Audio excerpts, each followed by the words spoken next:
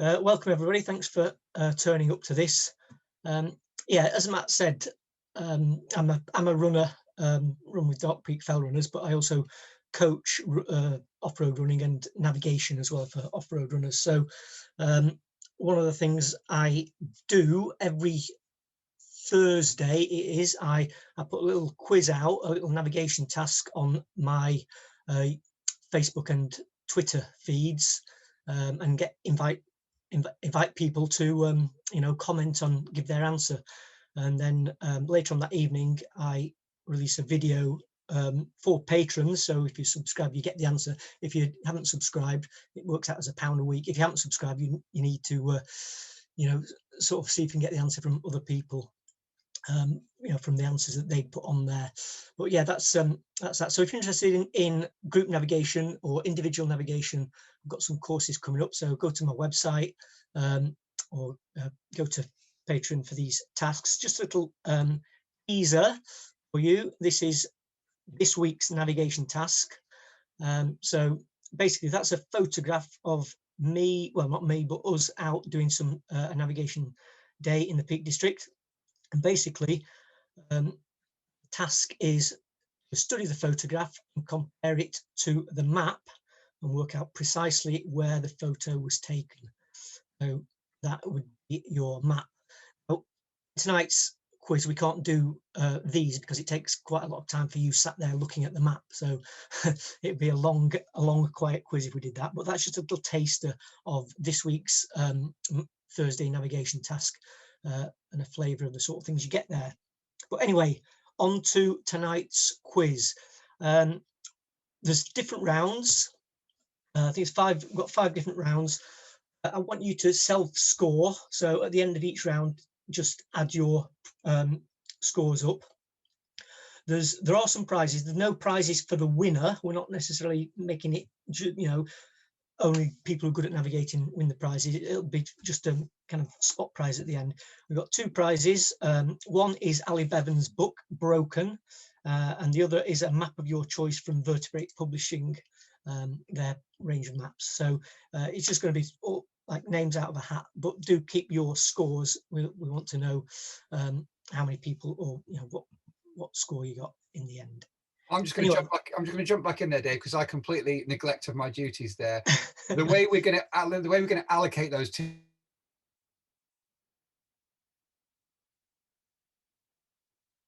Can't hear you, man.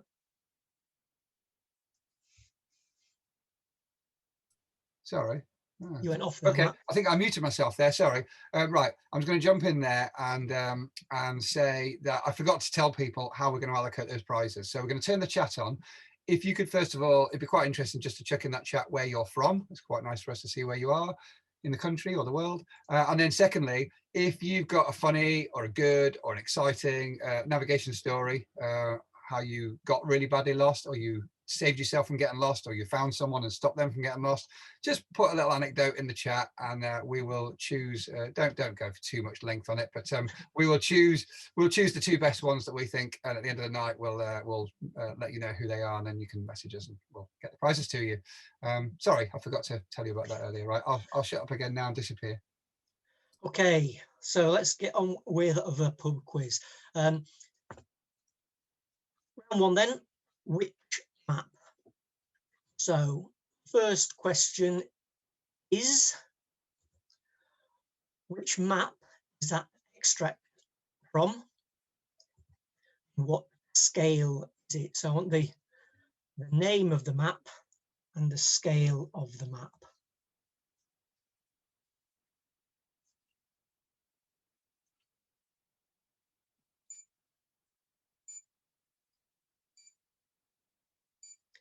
Okay, next question, similar question, different map extract, but I want to know what map that one is and also what scale it is.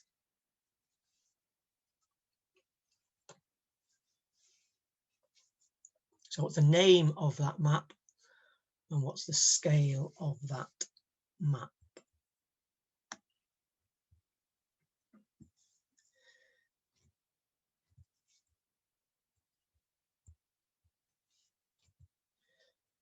And the next question, what map is that? So what type of map or what name of map? And second question for that is, this map comes in 2 common scales. So what 2 scales might you get with that type of map?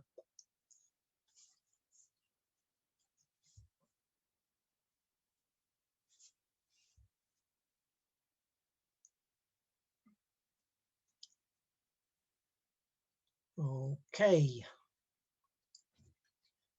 Next question then. So if you have a 1 to 25,000 map, 1 kilometre is equivalent to how many centimetres on the map? 125,000, how many centimetres is 1 kilometre?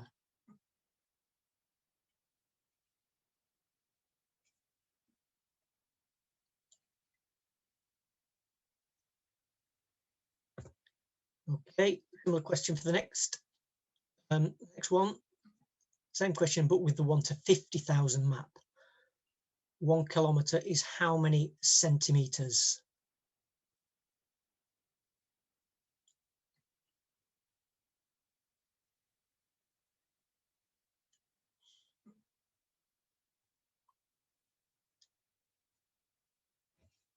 And your third question there is the 1 to 40,000 scale map. 1 kilometre is how many centimetres?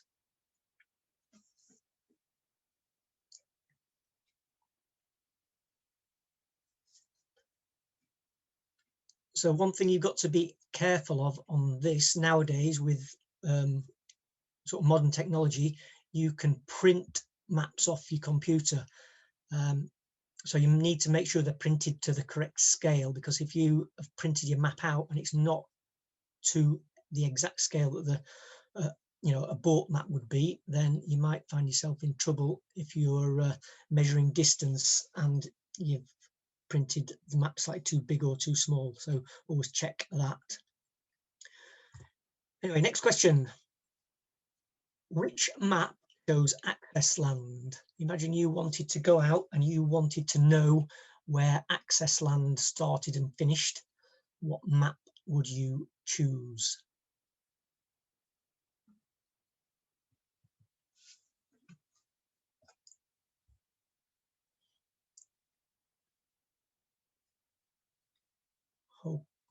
Okay, so short round there. We give you the answers. That map, it's the Ordnance Survey Land Ranger, and it's the 1 to 50,000 scale.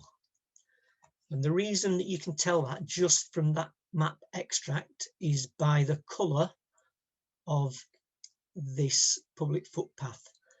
You'll see there on the key or the legend that public rights of way are purple, or this purpley red colour on the 1 to 50,000 scale. So that's how you'd know that just from that little extract. This one, again, it's the Ordnance Survey, it's the Explorer map, and this is the 1 to 25,000 scale. Again, how can you tell? Here, your public rights of way, you got path, your public right of way there, they are green. So the green on the 1 to 25,000 and the red on the 1 to 50,000.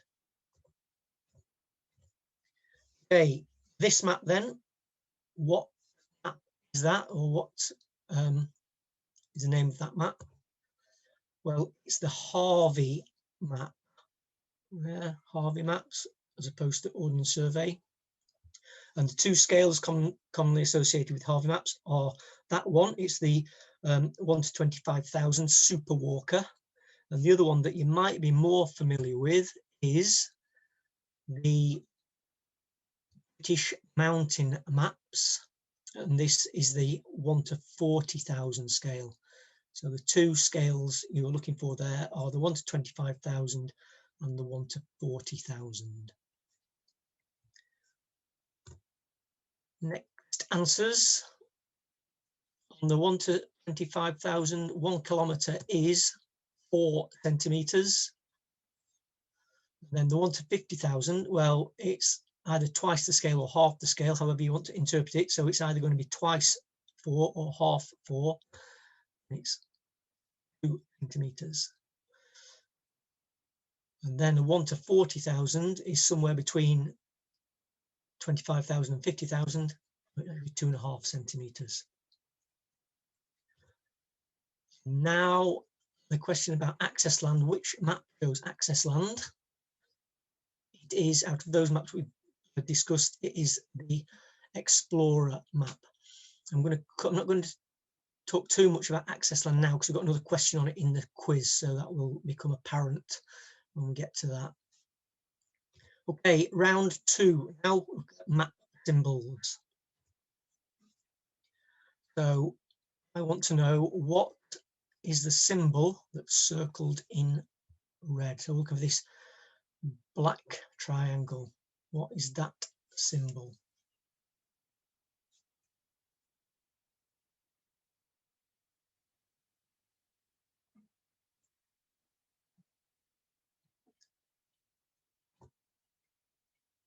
Next question is, what is the significance of the different path symbols? So those red arrows point to path symbols. What's the significance of the difference between them? Give you a few seconds to think about that.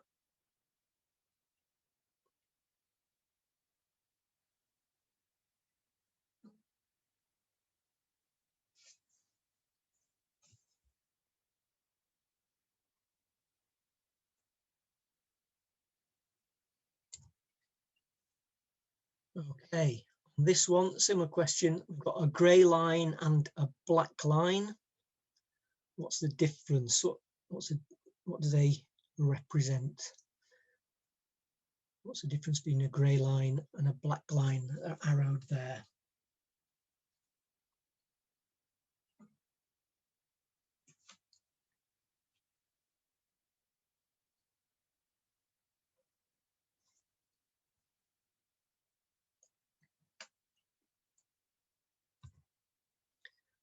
I'm going to leave this on the screen for a minute or so because I want to know what the 5 different types of path are that are shown on the map there.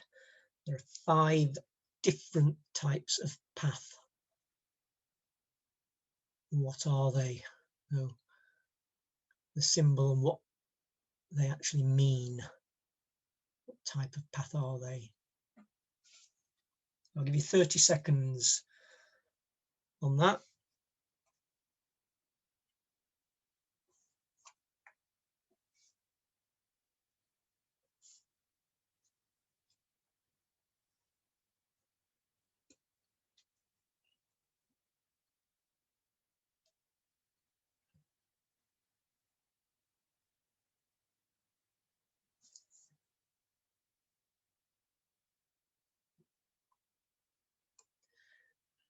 Okay, next question.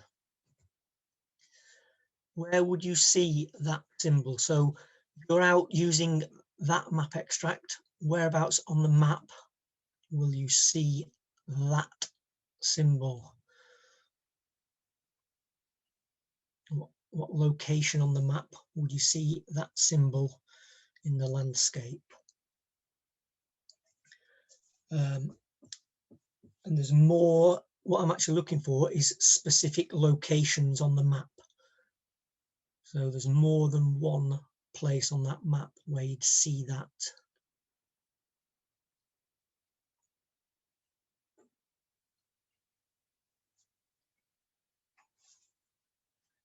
So I'll give you 10 more seconds on that.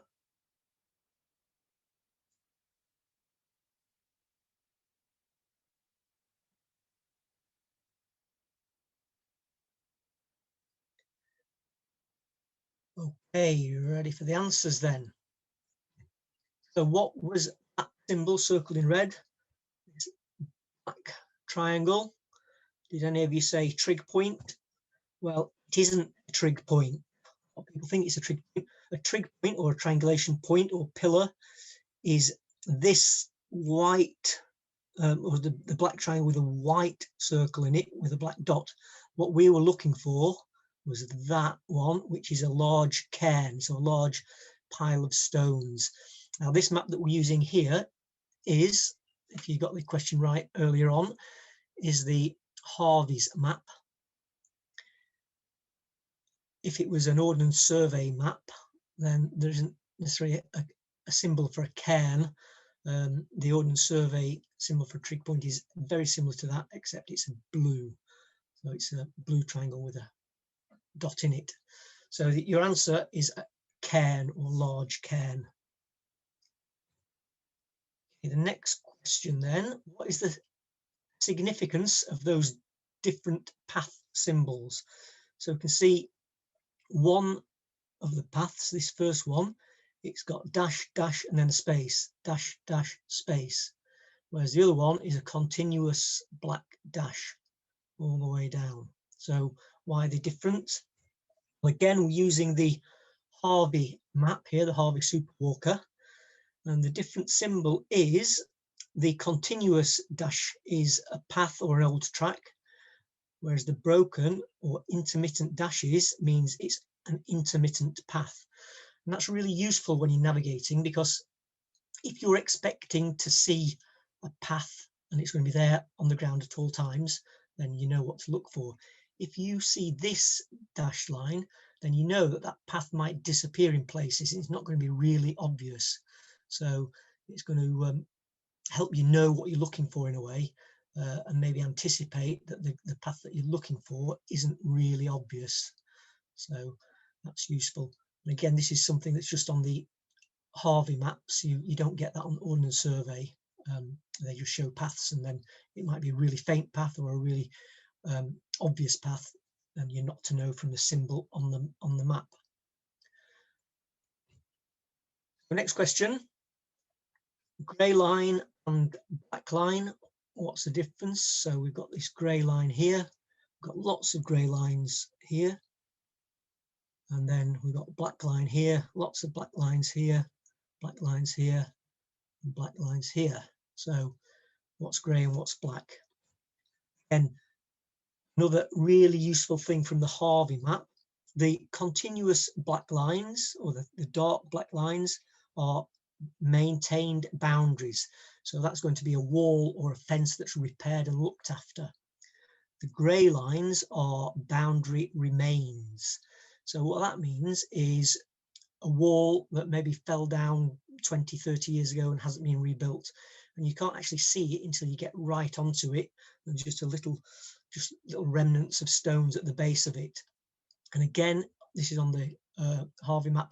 You don't get that on Ordnance Survey. On an Ordnance Survey map, on the 1 to 25,000, a wall will be a black line, but that might be a tumble down wall, or a wall, a 5 foot high gritstone wall that you can see for 100 or 200 meters away. So again, on this map, if you're looking for a grey line, then you can anticipate that you might not be able to see it until you're very close, whereas a solid, darker black line, then you can pretty much anticipate that you're going to find a wall or a fence line that's there, that's being looked after and maintained.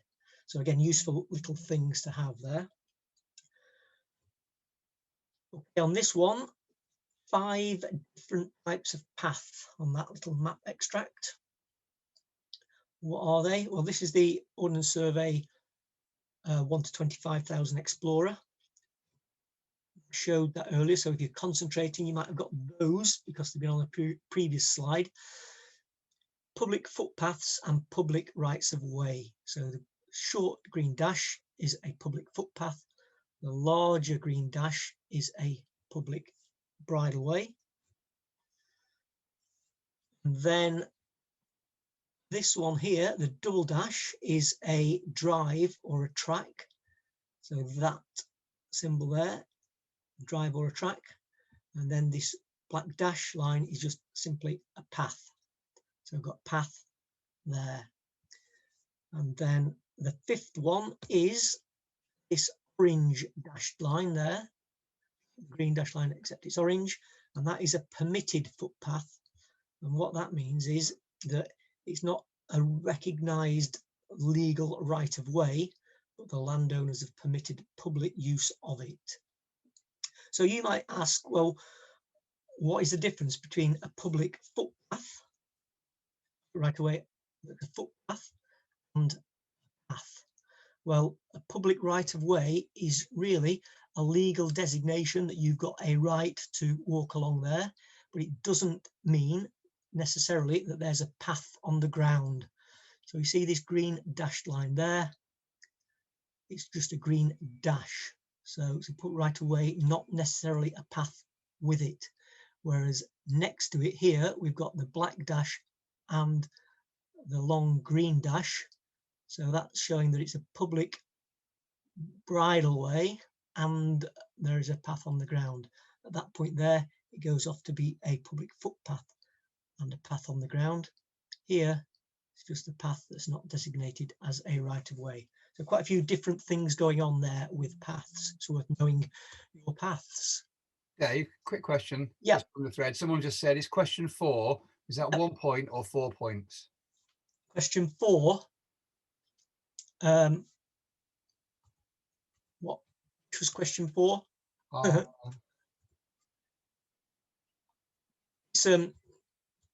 come on to that at the end, Matt. Okay. Okay.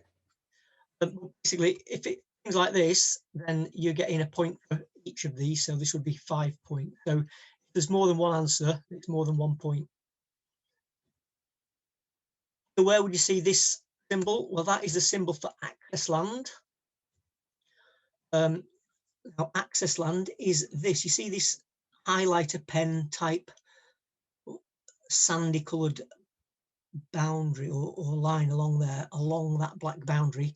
That is where your access land starts and finishes. And it's always along a physical boundary. It'll always be along a fence line or a wall line. And the access land is on the side that the highlighter is on. So in this case, the land to the southwest of this boundary is non-access land. The land to the northeast is access land. And you'll see this symbol on gates and fences and stiles where rights of way actually enter the access land. So 3 places here, one where that permissive path comes in, one where that permissive path comes in, also there where this public path comes in. So once we're in access land on foot, we can go wherever we want. We don't have to stick to paths and rights of way. We could just slog off up the hillside and go and visit these. Whereas in non-access land, then we have to stick on rights of way. So we'd have to stick on that public footpath or on that permissive right of way. So that is that. So tot your scores up for that round, and then we'll go on to round 3. So I'll just give you 15 seconds to tot your scores up.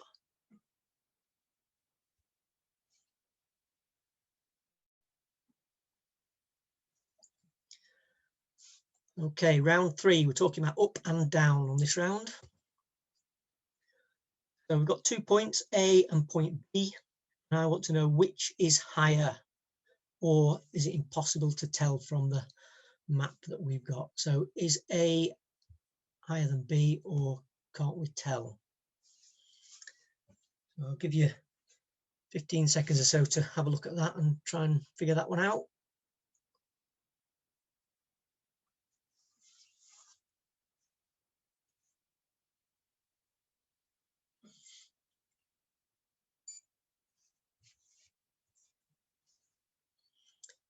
Okay, next question. You're walking from A to B. So you're going northwestwards along this path or track. Are you going uphill or downhill? So is A to B up or downhill?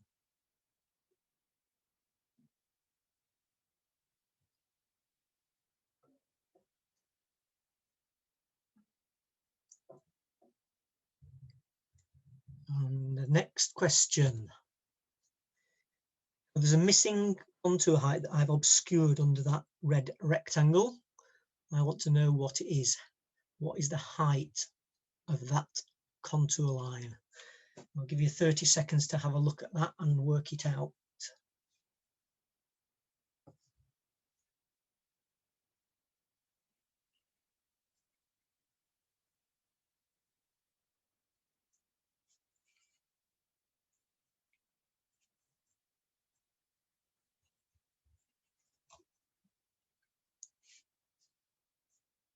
So what was the height that's hidden under that red rectangle? Okay, next question. Similar, but we've got two rectangles. So what are the missing contour values under those red rectangles?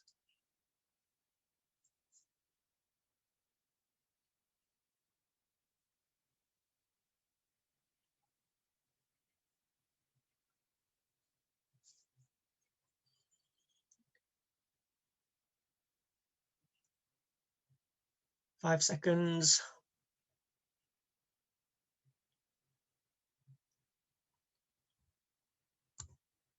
Okay, nice short round that one. So there's 5 points for this round in total. So which is higher, A or B, or is it impossible to say? Well, it is possible to say. And the answer you can work out. We know that water flows downhill, so water has got to be flowing along these streams and across the contours. And where water flows across the contours, we get these little V shapes, little small re-entrants, we could call them. And they always form, and they're shown on the map, with the V pointing uphill. So the little kink in the contour kinks uphill on those. So that tells us that A is higher than B. That's a zoomed out map. And we can see water draining down into the valley there. So it's the shape of the contour lines with the water in them that gave that one away. The next one, up or down. Well, the way we can work this out, we know that this is 375. So is this up or down? Well, the way that the contours are written on the map, they're always written with the top of the number facing the top of the hill. So the top of the 3, the top of the 7, the top of 5 is on the up side of the contour line. And similarly, underneath the 3, underneath the 7, underneath the 5 is underneath the contour line on the down slope. So in that direction. So if you're walking from A to B, you'd actually be going downhill. Okay, the next one then, this took a little bit of working out, figuring out. I wanted to know what is the value of this contour line. Well, one way of working it out is using, see this called a spot height, 382. Now these contour lines are often in 10 meters on the Ordnance Survey 1 to 25,000 map. But if these were in tens, if that's the hilltop 400, this would be 390, 380, 370, 360 there, right next to the 382. So that couldn't work, could it? It couldn't be 360 there and 380 there. So maybe they're going down in 5 meter intervals. So if they're going down in fives, that's the spot height. If they're going down in fives, that'll be 395, 390, 580. So your answer was 375. So you worked out 5 meter intervals. Next one, this is a Harvey map we've seen before. Now, you either know this or you don't, but on Harvey maps, the contours go up in 15 meter intervals. Is it up or down? Well, by that answer I've just given you, we can work out the top of the 4, top of the 5, top of the 0 going uphill. But even if you didn't know that, you could look at the stream direction.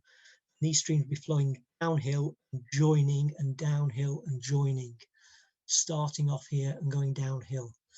So if these are going up in 15 meters. Then the index contour, which is the 5th contour on, is another 75 meters up. So 525, 600. So those are your answers for the Harvey Map contour intervals. So add your scores up for that round.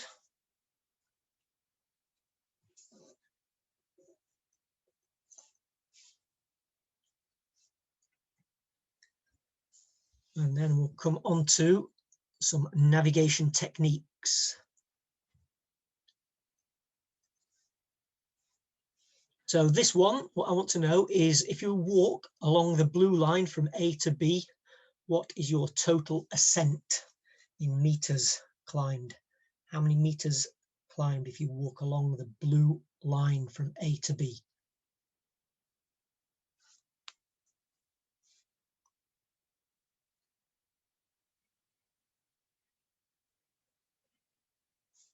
I'll give you another 10 seconds to work that one out.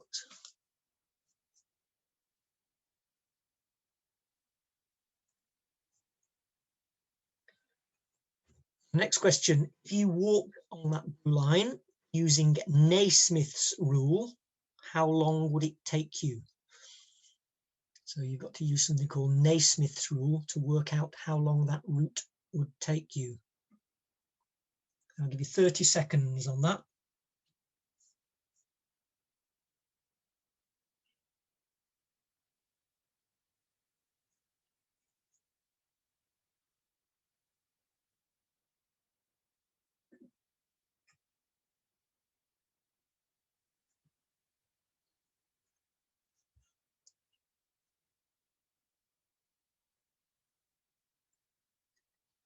Okay, next question then.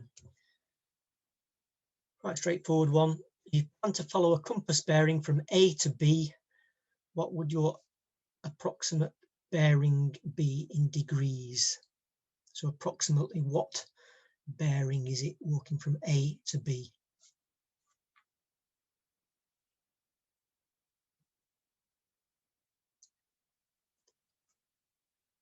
Okay, next question.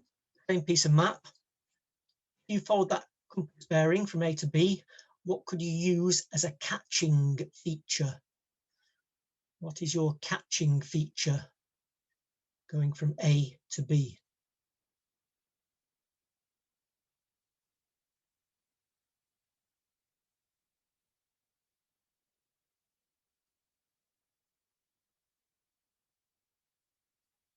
Okay, next question.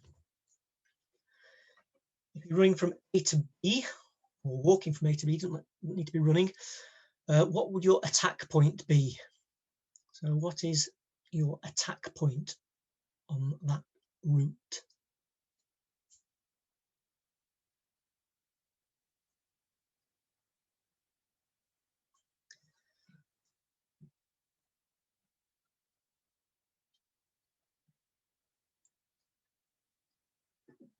Okay, next question.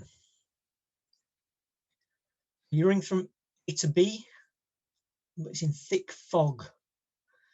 You can go either by the blue route or the purple route. What's the method called using that purple route? And why is it safer? So if you use that purple route, you're using a technique or a method taking that route. What's the method called and why is it safer than the blue route?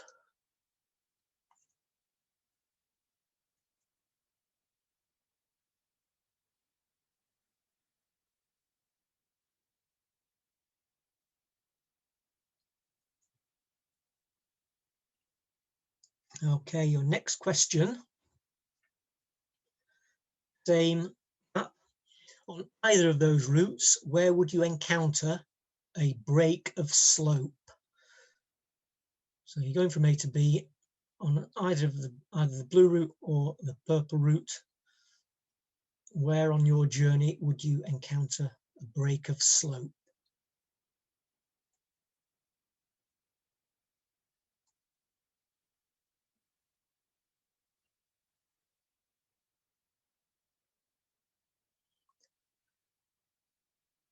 So on this one, you probably need to kind of just think about where it is on the map.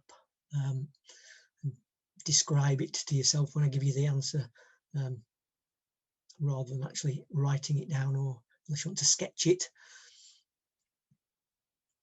As long as you know where you think the break of slope is. Next question is on compass techniques. So you take a compass bearing on 3 features in the landscape in order to determine your location. What is the technique called? So as an example, not quite sure where you are up on this moorland here, but you can see the trig point over in the distance there. So you take a compass bearing on it. You can see the end of the dam wall there, and you can see this hill summit over there. So you take bearings on those. What is that technique called? You have maybe two ways you can describe that.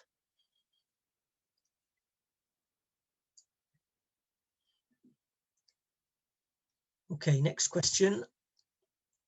Which of these locations has an easterly aspect of slope? So one of those locations has an easterly aspect of slope. Which one is it?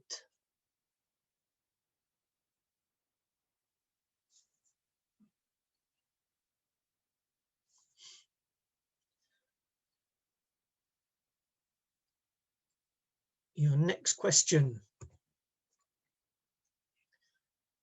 Walking from A to B, how many double paces would you take, or would the average person take? Technique called pacing. How many double paces would you expect the average person to take, or would you take if you knew it, walking from A to B?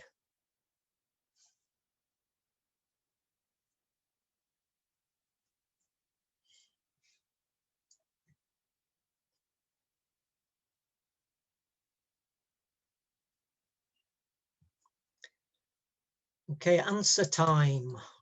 Round 4 answers. What is a total ascent from A to B via the blue line? Well, we can see that the height here is 535, and we can see the height there is 575. But if we follow the blue line, we actually go downhill to start with to this index contour line here, and then we go up another 7 contours from there. So with this is the 545, so that's going to be the 550, that's the 535, 530, so that's going to be 500 meters. So you're going down from 535, 500, and back up another 75 meters. So your total height gain 75 meters. Next question is about Naismith's rule. Now, Naismith's rule is a way of working out how quickly we can cover the ground, taking into account distance and also height gained. And it states, or says, that we expect to walk at 12 minutes per kilometre. That's 12 minutes for a grid square, and add 1 minute for every 10 meters we climb. So let's work this out. So this is a grid square from blue line to blue line, which is a kilometre. So first of all, let's estimate how far down to the stream. So you might say 300 meters down to the stream. So 300 meters walking at that Naismith's pace is going to take you 4 minutes. And then from the stream up to B, we can estimate that's another kilometre. So that's going to take us 12 minutes. And also we've already seen that there's an ascent there. If we just estimate that or round it down to 70 meters, we can add another 7 minutes. So walking at Naismith's pace is 23 minutes. Now bear in mind, this is for walkers probably with a decent sized backpack on and at an all-day pace. So if you're out in the hills running, then Naismith is going to be wrong for you. And also if you're out in the hills fast walking, it's going to be, Naismith is going to be a bit slow. But for all-day walkers, that might be accurate. Next answer, approximate bearing from A to B. Well, if we were going straight down the map due south, we'd be going 180 degrees. We're ever so slightly off to the left or to the west of that, so we'd say 190 degrees isn't going to be far off. Same map, what is your catching feature? Well, a catching feature is something that tells you you've gone too far, tells you you've overshot, time to stop before you run off into the fog in the distance. So in this case, we've got this long boundary line, a wall or a fence line, so that'd be a great catching feature. But if you came across there and it was foggy and you miss your trig point and you hit this fence line or wall, that's a big alarm bell going, wait a minute, we've gone too far. Hopefully you've not taken a terrible bearing and hit that one. Okay, attack point. What's an attack point? So if we're looking for a feature that we can't navigate directly to, then we need to get as close to it as possible and know that we are definitely there.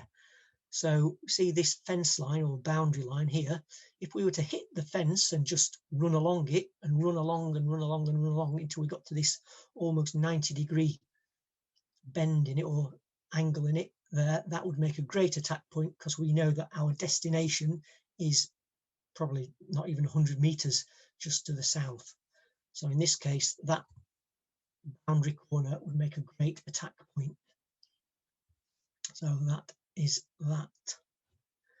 Okay, you're in the fog and you're going from A to B. What is the purple method called and why is it safer? It's called aiming off. And the reason it's safer is if you tried to follow the blue line directly, but in the fog you didn't quite get your bearing correct, you're less likely to miss it. So if you got your bearing slightly wrong, you wouldn't know whether you were there or maybe there.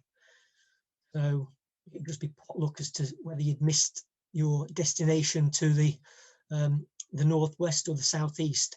But if you deliberately aim to miss it, so we aim much further to the southeast to hit that path, then we know we've got to definitely turn left and we will hit our destination. You're more likely to miss your destination if you aim straight for it in the fog. So aiming off is a little bit longer, but safer. Okay, next one, break of slope. Break of slope is where the slope angle changes. So in this case, we're going uphill, and it's where it changes from steep to less steep. So see those contour lines there. On A, it's steep, steep, steep, steep, steep. Contour lines very close together, and then at that point there, they start to open out, and then they open out even more there. So that is break of slope. Really useful in bad visibility. You might not know exactly where you are coming down here or going up it, but you can sense when the slope changes. It gets easier going up, less tiring. So even in the pitch dark, you would notice that slope angle changed. You might not know exactly where on it you are, but you know that you've left the steep ground. So that's when you'd use that. What do you call that? Well, it's called resection. Some people call it triangulation. Point if you got either of those, 2 points if you got both of them. This one, aspect of slope. Aspect of slope is its direction that the slope faces. So if you imagine you dropped a ball and it bounced off down the slope, it would bounce at right angles to the contour line. So number one, it bounced straight across the contour lines like that, 2 like that, 3 like that, and 4 down into the valley bottom. So 2, the aspect of slope is easterly, the ball would bounce down to the east. So that is what aspect of slope is. How many double paces would you take on that one? Well, the average person will take between 60 and 70 double paces for 100 meters on flat ground. It depends, everyone's individual. Someone like Matt Heeson with his 6 foot long legs might take half as many paces as me with my stumpy little legs, but the average person will take between 60 and 70 double paces. So looking at that, measuring it, estimating it's 200 meters, and it'll be 2 lots of double paces, 130 double paces. So double paces is you count one leg rather than two. So you won't count left, right, you'd count right, right, right, or left, left, left, depending on your preference. So that was your answer for that one. When would you use that? Well, if you had to navigate in visibility or the dark and you're looking for something, you know, quite hard to find, then you might want to count out your paces. It's a good orienteering tactic. Okay, so tot up your answers for that one, and then we'll go into the last round.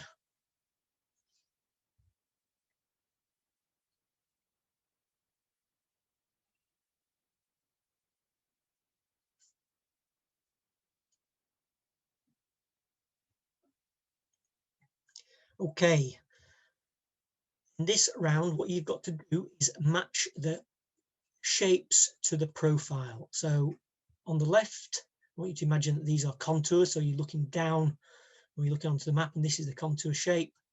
And on the right hand side is a profile. So this is what the hill looks like from the side, something like this. So what you've got to do is match one to the other. So that's your first one. Give you 15 seconds on that one.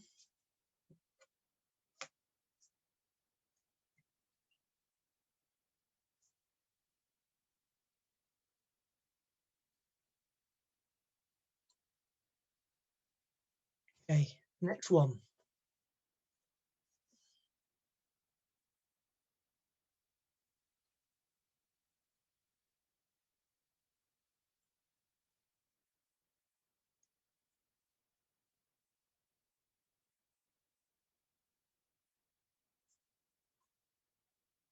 Next question.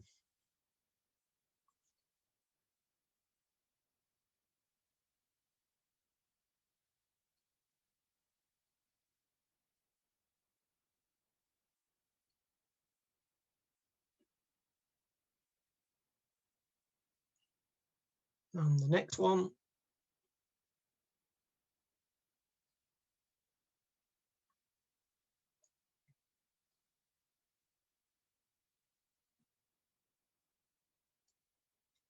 And the final one.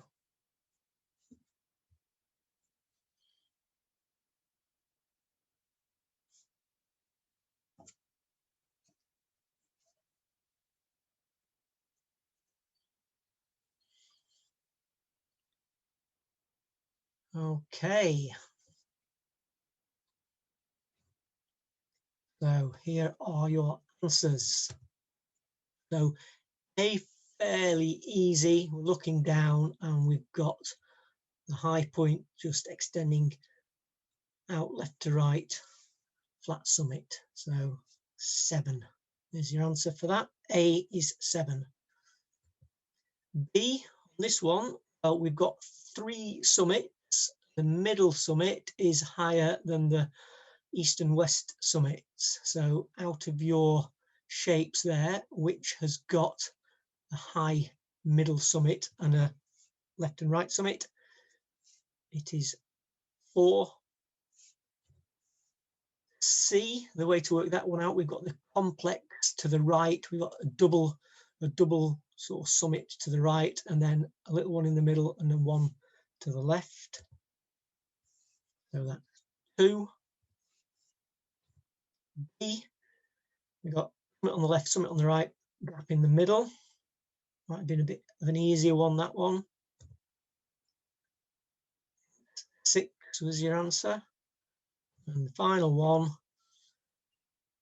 3 summits, left and right, but then we've got this little thing going on here just to the right. So it goes to a summit, but the contour lines don't go round completely. So that is that. Okay, so that's the end of the quiz. Those are some photos from navigation days I've been doing with people. Over to you. Any questions? So Matt, do you want to come back in on that and see if Yeah. we've got any questions that people are asking? I've just unmuted myself. Haven't got any questions on there yet, but I only just posted a couple of minutes ago for people to post their questions in there. Okay. So we'll give them a second. Whilst people are thinking about questions, shall we, Anna and I have decided, or Peter, do you want, let's give people a few more minutes just in case there's any amazing stories out there. But Anna and I have got our favourites from the ones that have been posted so far. And what else were we going to say? Yeah, well, I guess I can just answer a couple of questions that you've posed to me whilst people have been doing the quiz, Matt, if you like. Oh yeah, go for them. Can I slow down a bit? Yeah, Harvey Maps, not only the Peak District, now you get them all over. There's a really good range, Scottish mountains, yeah, all over the place. So I would suggest you get those. It's really good to get used to using different types of map. Don't just get stuck with Ordnance Survey. There's definite pros and cons of each. But it might be that you do an event if you start to do orienteering type events, mountain marathon type things, or even some fell races. With the mountain marathons, you get given the map when you turn up, and a lot of the time they are Harvey maps. So if you've never used a Harvey map before, you're going to be minimizing your chances of doing well if the first time you ever use it is when you're on the event itself. Yeah, so have a look, just Google Harvey Maps. You'll see there's loads of them. Question about dogs on leads on access land during nesting bird time. So this time of year, lots of ground nesting birds. And a lot of people with dogs think that the reason you should keep dogs on leads is just so they don't go chasing sheep. But also they go chasing anything a lot of time, dogs. So imagine you've got some, nesting curlew with baby chicks, and the dog goes running off and finds the baby chicks. Well, worst case scenario, it's going to bite them and eat them. But even if it doesn't, it could well startle the parent bird away, and the bird never come back. So they lose the chicks. So really at this time of year, yeah, dogs should be on leads where there are ground nesting birds. Yeah, those are the questions I had, Matt. I also saw, in fact, I think it was the lady that posted the question. It was Lou. I saw one of her Facebook posts today posting about the frogs that are active at the moment. Yeah. It was literally, her picture had hundreds of frogs in it. I would imagine there'd be some dogs that would find that quite tasty as well. Fantastic. Okay, I think we've basically exhausted the questions. So Anna's favorite story, which was my second favorite story, was Sarah's story. I'm going to read it out just for the benefit of anyone who hasn't got the chat on. Bear with me whilst I just scroll back and find it. Yeah. My nav error was a shameful bike hike when first exploring the Peak District.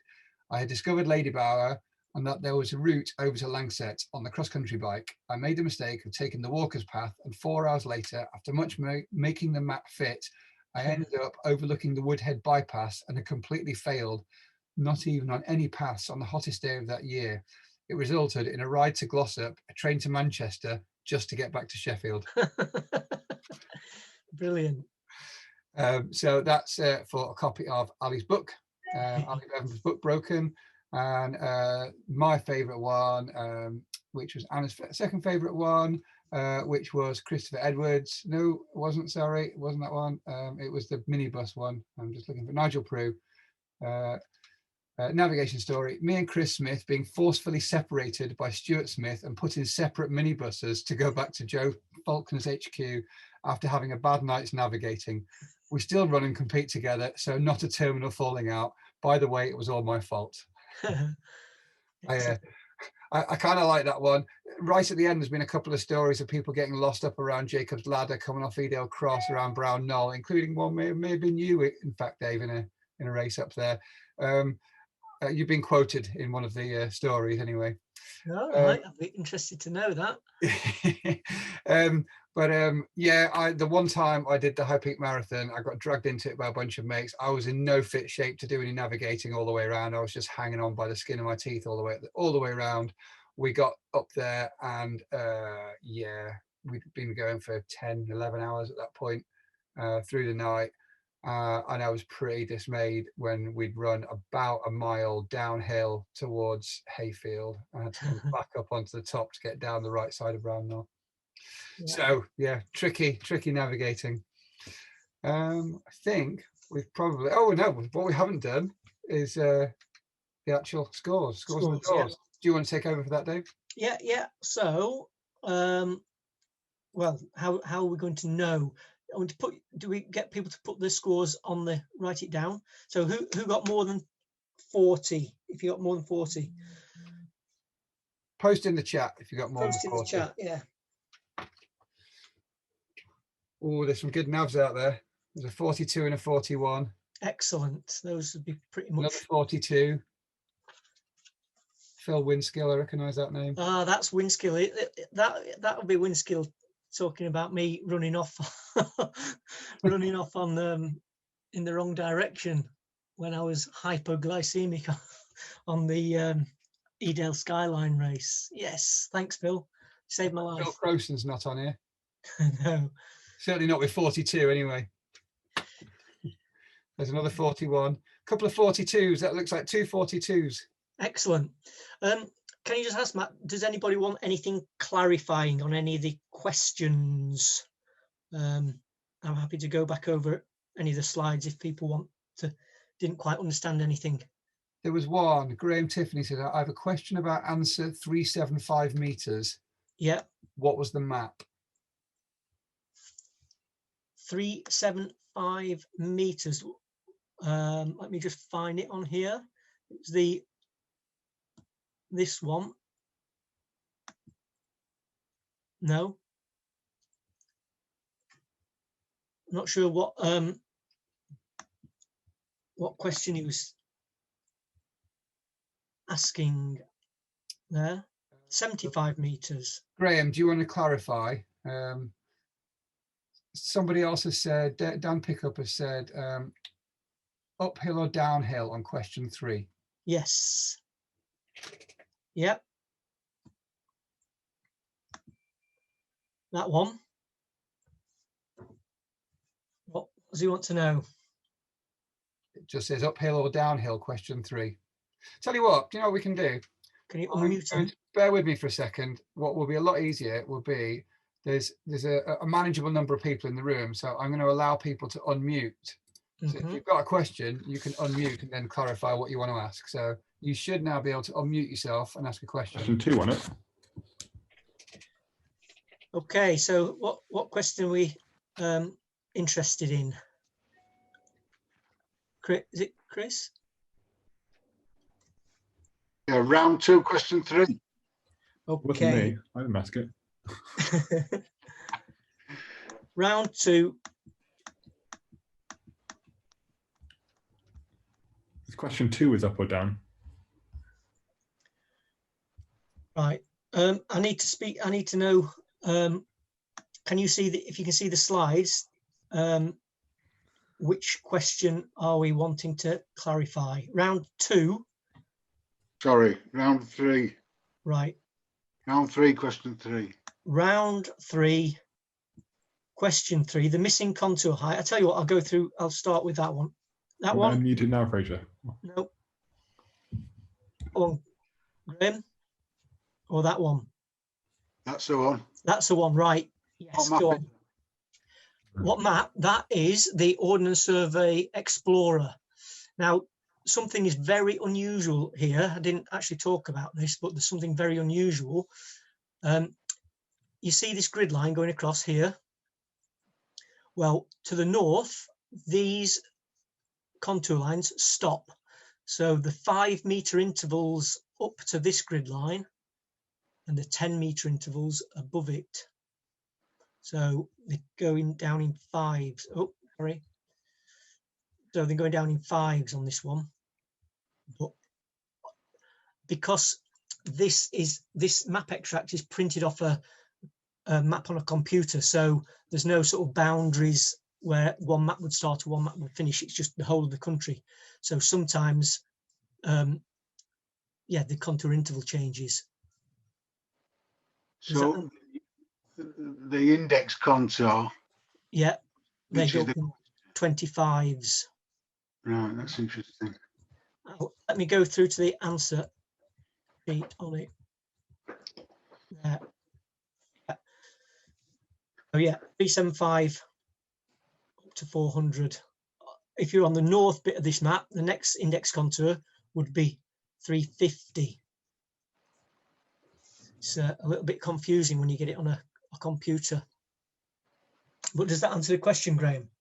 Yeah, so you wouldn't find that on an actual paper map? No, I've never found it on a paper map, only if you like print off, you know, on your, if you got Right. Ordnance Survey online and things like that.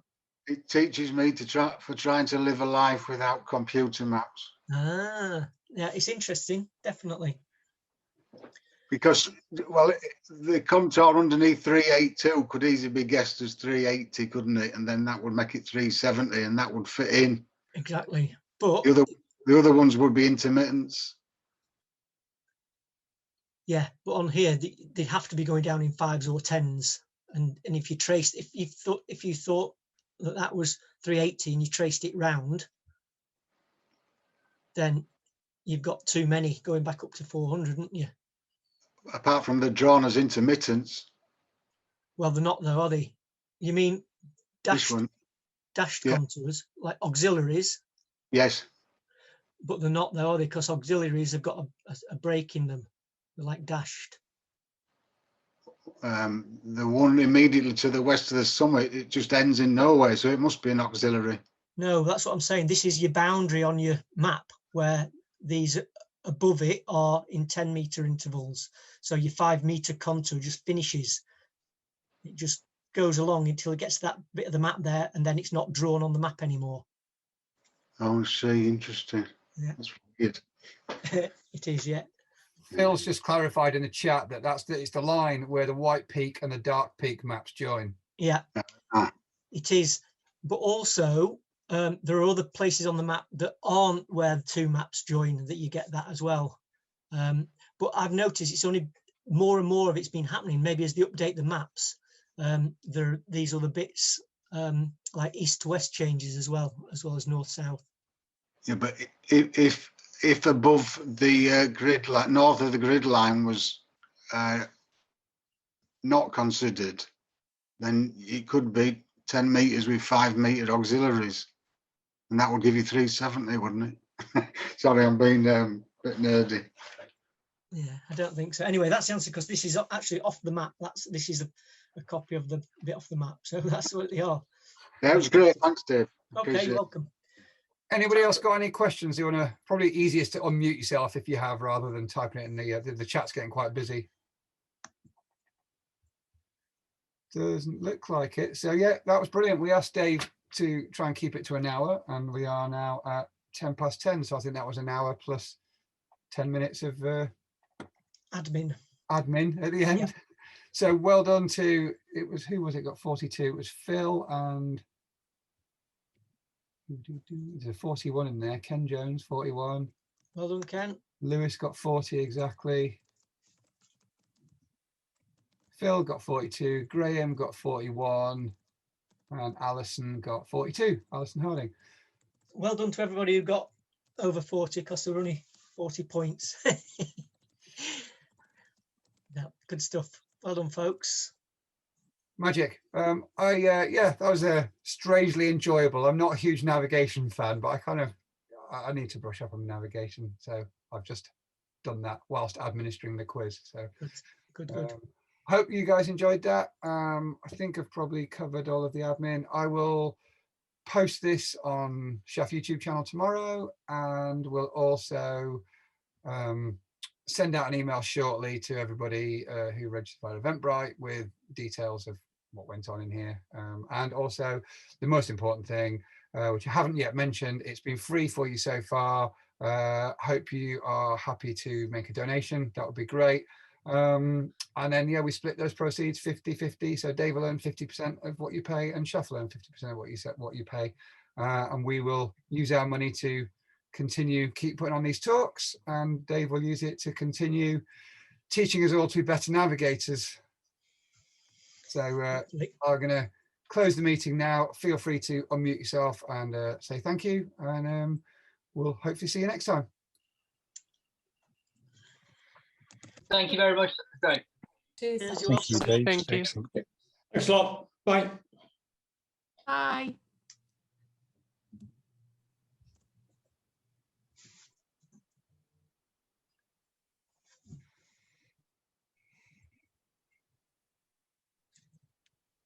Oh yeah, if you're still on the message, the guys that won the quizzes, I can probably look you up on Eventbrite, but send an email to us via the ShAFF website tomorrow, and we'll sort you out with your prizes, which once again was a copy of Ali Bevan's book Broken and a vertebrate publishing map of your choice.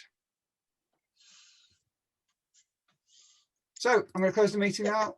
Cheers, Matt. Anna, we'll speak Thank again. you. Yeah. Cheers. See you all. Bye. All right. Bye, everybody.